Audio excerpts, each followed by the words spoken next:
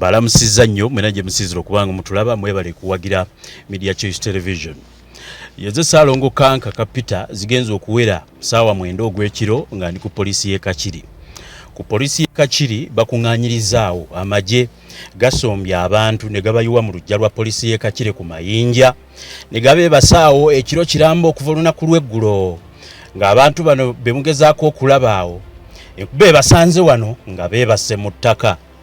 Emboozi y'olunaku olwaleero ekwatagana ku kibinja ky'abantu abasukka mu 205 nga bano abantu bagenze bakuŋŋaanyizibwa mu bitundu by'eggwanga eby'enjawulo nga kigambibwa amagye gagamba nti baali banga babadde batwalibwa mu bikolwa eby'ekiyeekera. Mu nnyonnyola y'abantu bano bo bagamba nti waliwo omuntu azze abakubira amasimu ng'abasuubiza okubafunira emirimu e Kenya, abamu ng'agenda batwala mu kukola bwa waitress mu Kenya, ng'era balina kampuni egambibwa nti nnene nnyo eyina branches nnyingi okuva e India.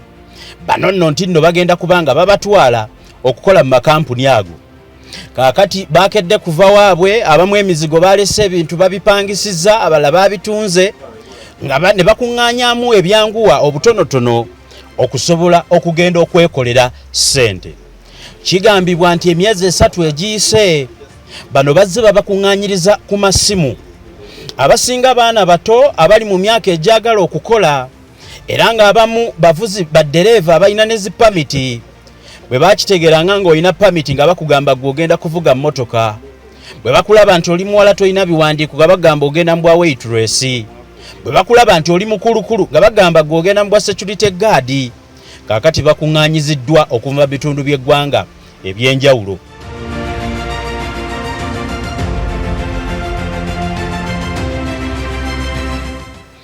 Bavudde eka nga bagenda mu kitundu eky'e Kakiri sub county ewayitibwa Nampunge ne bakuŋŋaanira mu kifo kimu oluvannyuma lw'okubirwa amasimu nti essaawa ey'okugenda etuuse. Abantu bonna abo be mulaba baggyibwako ssente mmeka? Kakati nsaba okuludda emboozi. Essimu yakubirwanga buli muntu ne bamugamba funayo munno ow'emyaka bwe giti oba bwe giti ng'asobola okukola.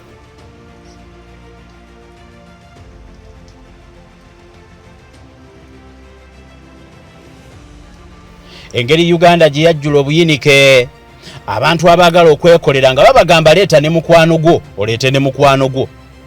Kaakati abantu bano oluvannyuma lw'okubakubira amasimu baatuulanga mu maka agamu agali e Nampunge, era nga we wali abawala abatoototo abaaweebwa emirimu okubawandiikanga. Kaakati kwabanga kusunsula gw'ojja kukola kino gw'ojja kukola kiri, era nga baggyibwako okuva ku 1,000 paka ku 40,000. Ekituufu abasinga bw'obatunuulira abakyala Bannayuganda abaana abanaku, era nga kyogerwa nti baggyibwangako 2,3. Kale nno omuntu yabasuubiza nti mpe 3,000 ompe n'endagamuntu, bw'oba olina pamiti nayo gimpe nkutwala okole. Babadde nti bakubasaza booda nga babatwala Kenya. Amagye we gabigwiriddemu nga balinda bbaasi egenda okubatwala. Chairman wero si wano okuva ku ground tewali abimanyiiko, era nga chairman yalowooza mbu bulijjo babayita kubateeka mu parish development model kyekibadde kibakuŋŋaanya. Chairman agamba talina nsonga, talina kyonna kyamanyi kubatwala e Bulaaya okukola. Abasinga be mulaba wano bagamba balese basiibudde abaana baabwe, baweerezza abaana mu kyalo, emifaliso bagitunze. N'abamu ku bavubuka abato bagamba nti balandiroodi babasuubiza nti ffe situdda. Kaakati wansi woolaba wano enkuba weetonnya we basuze ku mayinja ku polisi nga obungi bwabwe tewali na kaduukulu kabasobola. Kati batwogeddeko n'ab'amagye mu nkola ennyangu gye boogerako nti abaabasazeeko bagamba baatiddemu, abawandiika tamanyiddwa, emirimu gyogerwako tegiriiyo, basasudde ssente tebamanyi gye zaalaze, baakutteko sekuritale. Sekuritale ntegeeza nti yabadde abeera wali n'ekitabo ng'awandiika. Bano bo bagamba nti yabatwala oba abasuubiza okubatwala gwe badde balinze bakedde kulinda bbaasi. Akati amasimu gonna gaavuddeko, tebamanya ani wakukubira, baagala kudda waabwe, balindirira okuddibwamu ebibuuzo ssente zaabwe bazifunye zitya, ng'era abamu ebigambo bye boogera bisongovu nga babyolekeza Uganda. Uganda temuli mirimo naffe twabadde tweyiiya, bwe batyo bwe bagamba. emboozi eno ngikuleetedde otunulire abaana bano naye ng'ekikulu kiri ki? Ebyabaddewo twabadde awo wano mu katawuni kammwe ye Kakiri bakayita Kakiri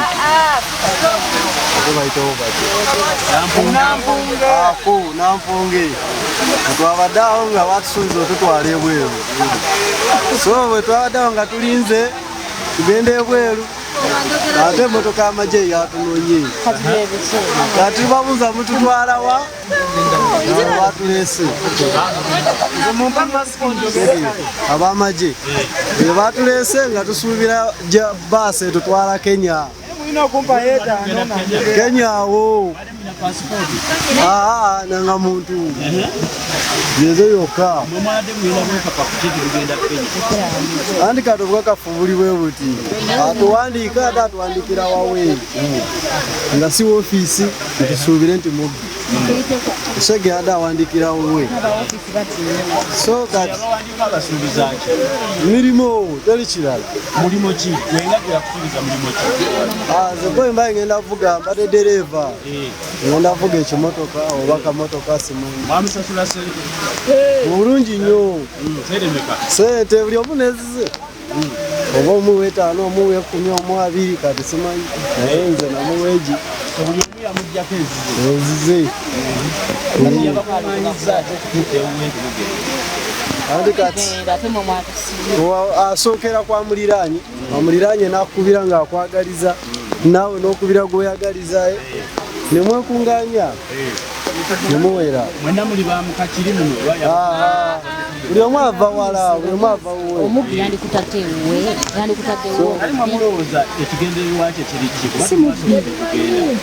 ffe tetumulowoleza kuba mubbi olw'ensonga abadde wuwe atadde mu famire ye baana be babawe so tusuubira abamukolesa puroguramu bebafere oba tetumanyi then kati so akugamba nti omukazi mubbi oba mufere kuba alinaffe mukomera basuzeewo bulungi aye kati ffe tumanyi era ffe tulinze bakama baffe batugambe mwana oba mugende nye mukama ffe bamusibidde wano waali kisegeza gwe tulinda eni naba yabadde atutwala ate kati ano kati bakutume yabadde akutwala osonga mwana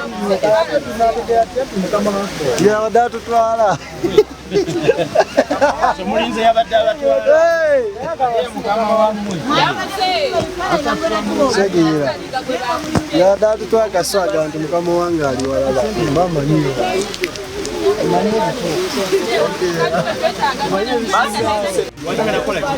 Security guard. Guddawa.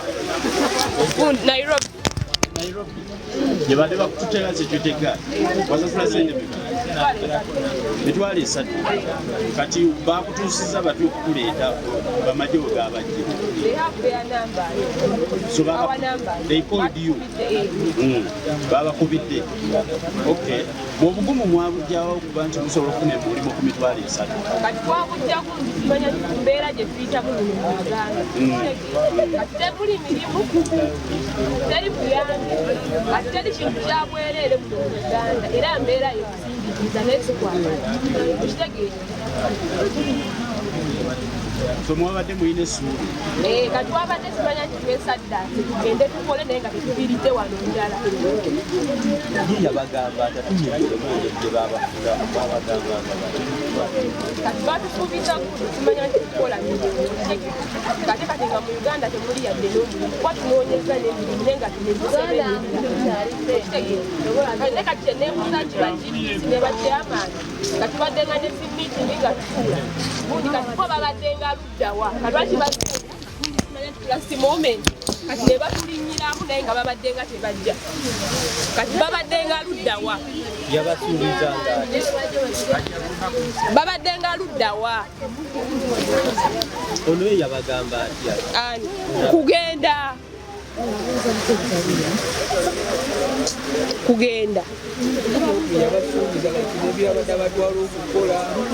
anti kati ffe embeera tetwagala kumanya kati oba tugenda kufa oba kukola ki tuva buzi mu Uganda okitegeera kati abamu kuffe simanya nti gundi kati twekyawadda okitegeera gundi kati nti gavumenti yaffe tetufaako yadde kati ne sente za parish model kati teri yadde n'ekintu nti kya parish model okitegeera kati n'okufiira wano n'enjala kati nze bankukusa naye nga sifudde enjala wano Uganda okitegeera ebeera mbeera naye sikwagala just nti mbeera ya kunoonya mirimu na bbula lya mirimu okitegeera kati tuli wano tuli jobless kati tulina famire kati tulina zirooni tulina fees kati tunabeerawo tutya nga mutusazizaamu gye tugenda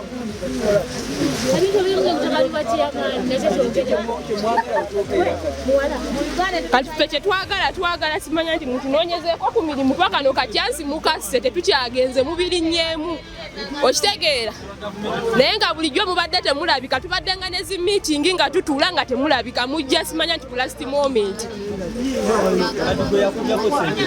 30,000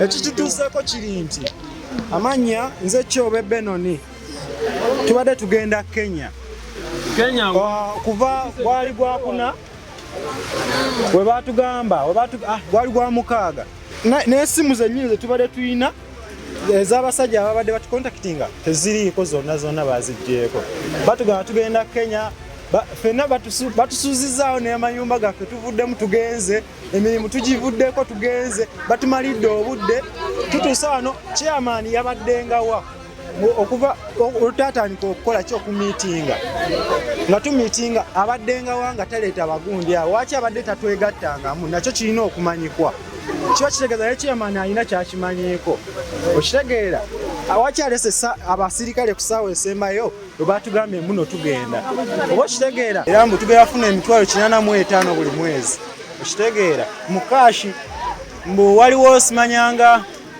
gundi restaurant eyitibwa St. Mary's gye bali mu kuzimba empya naye waliwo restaurant before enkadde kati nga bali oba bagiyita batya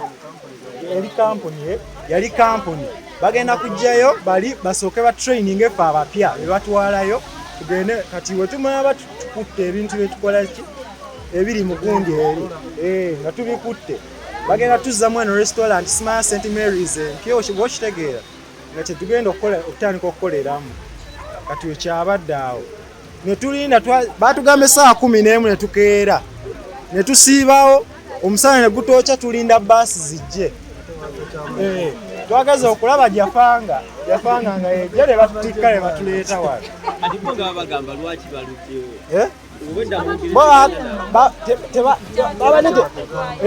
babadde batugamba muno tulindako bannaffe abantu tebanaba kuggwayo omuwendo gwe twasayininga twawandiika documents zonna babadde basaba passport photos babadde batusaba endagamuntu kozi ne ssente zetwabadde nga tuwangayo naye buli omu yabadde awaayo gundi ye ssente zize nawaddeyo emitwalo 4.5 sofa naye era nabadde era natera okwongera kubanga batugambye waliwo akasajja sikalabawo essaawa zino katugambye mbwe engeri baasi gyedireyinzeemu tugenda kwesonda ssente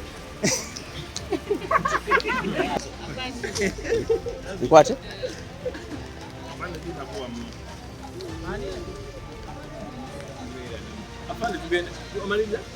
Oluganda oluzungu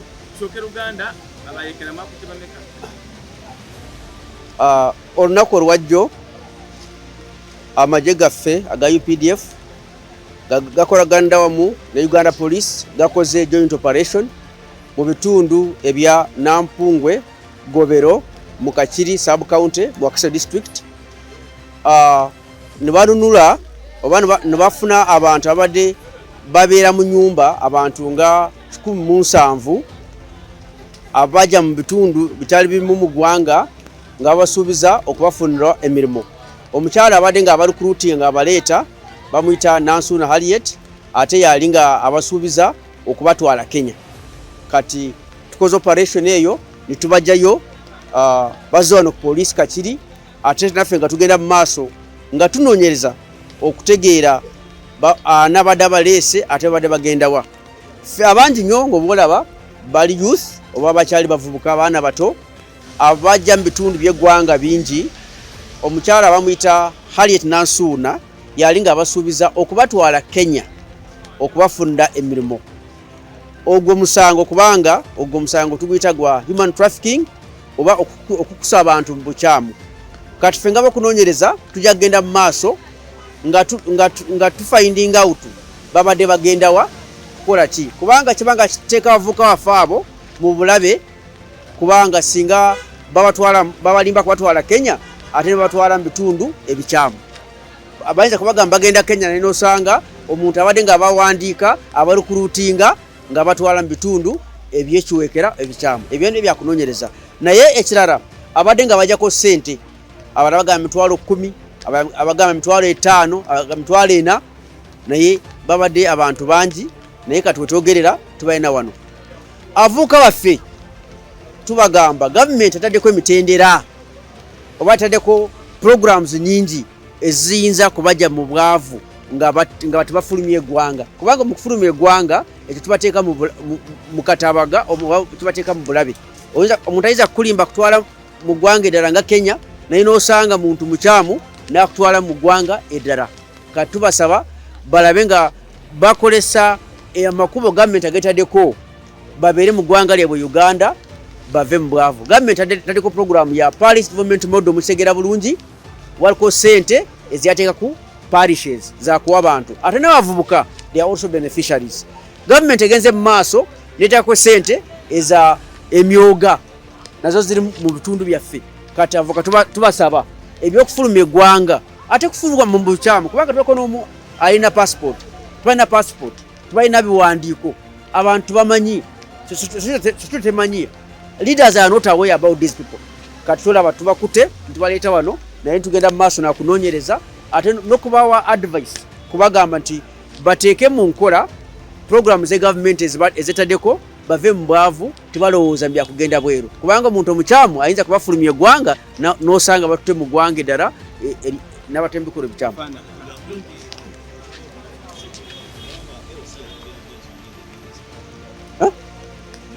Baba wandikidde ebbanga lya myezi 13. Abeesi abe wano oba otegeeza abe wava abeerusi abe wano litwabajje nafu. Ekyokusooka njagala okusooka n'okwebaza aba security yaffe ku lw'omulimu mungi ogubakoze kulaba nga abantu bano babafunako, naye njagala okukubiriza abakulembeze b'ebyalo kusingira ddala LC1, M.i.S.O, GISO n'omuntu wa bulijjo, kubanga foundation security oba security esookerwako etandikira ku muntu wa bulijjo mu community zaffe, kubanga abantu bano tufunye information tuddaka akabanga nga babaleeta mpola kati nolwa mu nyumba emu abantu nga 107, naye twakwebaza abatuwadde information ate n'okubagamba tugende mu maaso nga tukolera wamu n'omuntu waffe wa bulijjo, kubanga omuntu wa bulijjo ali mu kitundu kyonna, ali mu area yonna, naye ffe tuyinza kubeerako. Kati babeere nga batuwa information, singa bafuna information nga waliko abantu bali mu bitundu byabwe tebabategeera, ffe batuwa information tujje tubakwate ate tugezeemu tubana advice.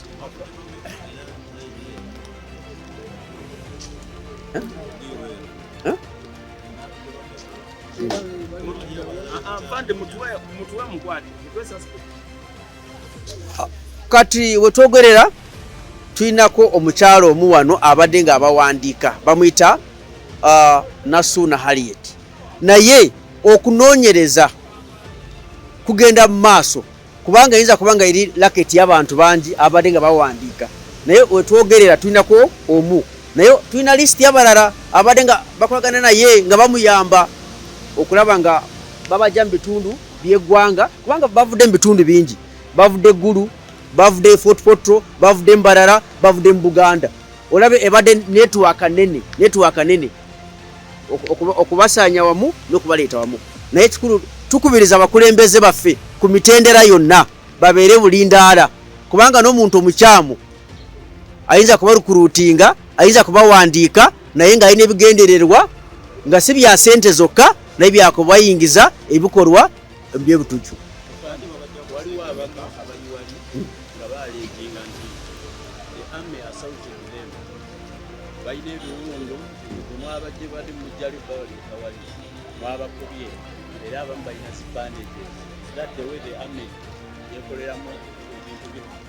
Nze personally sina kufuna allegation eyo kubanga njogedde nabo mbadde nabo wano sina kufuna allegation naye singa nfuna allegation kuva mu bantu bennyini abo nga bareginga ne bagamba waliko abatabakute bulungi abo nabo tujja kubanonyerezaako ate nibakolwako okusinziira ku nkola yaffe ekinamagye kubanga notubanga tukola operation waliko emitendera eyituyitamu oyo abeera sigamba abeera muntu mutujju kumukwata n'amaanyi mangi we normally use minimum force kati singa omuntu abanga akoze ensobi eba individual mistake eba nsobe ya muntu kinoomu naye sinkola yaffe omuntu kumukwatisa amaanyi oba kumukuba nga tukola operation zaffe.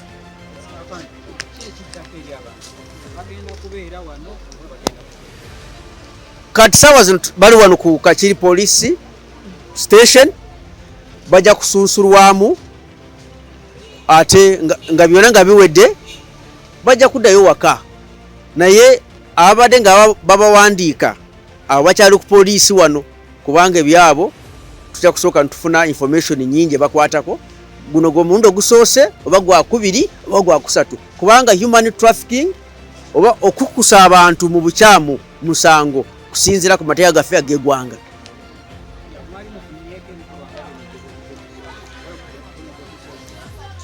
Ebikolwa bino byakufuna abantu nga bano a big number bwetu tunaba kubifunako mu kitundu kyaffe naye abantu bagamba mubeere muli bulindaala singa mubeera mu bitundu byammwe mutu information muwe poliisi muwe amagye mu LC1 kubanga security etandikira ku muntu wenna mu kitundu ekyabeeramu.